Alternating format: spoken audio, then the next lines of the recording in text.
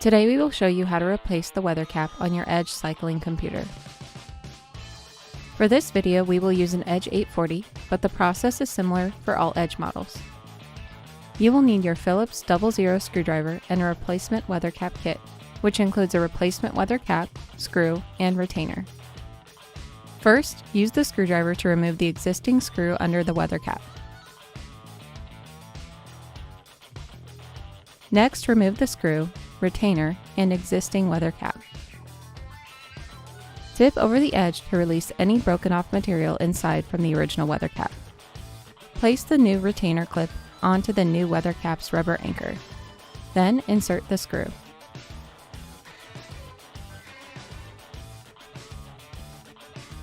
Insert the newly assembled weather cap back into the port. Use the screwdriver to insert and tighten the new screw.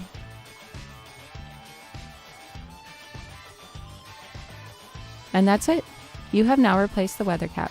Thanks for watching. For more help, go to support.garmin.com.